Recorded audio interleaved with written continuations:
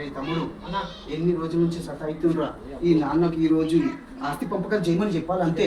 అన్ని ఎక్కడెక్కడ అయిపోవాలన్నా ఎన్ని రోజులా ఇంకా ఈ లొల్లే వద్దు, మనకు ఎక్కడెక్కడ పంచుకుందాం, మన పైసలు మనం తీసుకుందాం అన్న. నాన్న ఏంటి చెప్పు.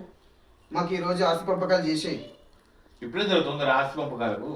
ఇంకెన్నో లాగండి, ఇంకెన్నో దాకా వస్తుంది ఆస్తి పంపాలి. మాకు అమ్మ అప్పయ్యప్పవా ఇంకెన్నో లాగా నీ ఆస్తి కోసం మరి ఆలోచించుకుంటా అలా చెప్తా. ఇంకేం ఆలోచించుకో, ఇంకేం ఆలోచించుకుంటావు? ఇయ్యావా మాకు ఇయ్యాలనుకుంటావు ఏంది? జరాగు జరాగు జరాగు. ఏమాపుడేమో ఇంకేం రాదురేమో.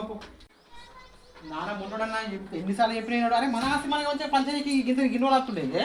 ఆగురా, పంచిన తర్వాత నీ దారి నీది, నా దారి నాది. అంతే అయినాక నువ్వు అటు నేను ఇటు అంతే. అవునా, మరి పంచినాక మరి నాన్న పరిస్థితి ఏందే? ఎట్లో అట్లా అయితే తీరా, మనకెందుకు అది. గంతే మరి ఎట్లయితే ఉంటే అట్లా అవుతుంది. మనం చెప్తుంటుండా మరి మనం వస్తాం ఇన్ని రోజులు సతాయిస్తాడారా? గంతే పోనీ ఎట్లయితే అట్లా పెట్టుకోని.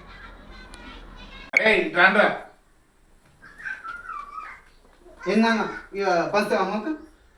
ఆస్తి పంపకాలే లేవు. ఎందుకు నన్ను ఇప్పుడే వస్తా అంటే కదా.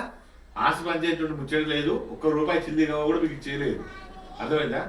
పోండి, వచ్చే ఏది ఆలోచించో అది అడిగించుకోండి. ఎట్లా వచ్చా మేము కూడా చూస్తాం. సరే నడు నడు. పంచుతా అన్నాడు, పంచలేడేందిరా? చూస్తున్నా మిత్రులారా, కొడుకులు నమ్మి మీ ఆస్తులు పంపకండి, ముసలితనంలో మీరు ఇబ్బంది పడకండి. తస్మాత్ జాగ్రత్త.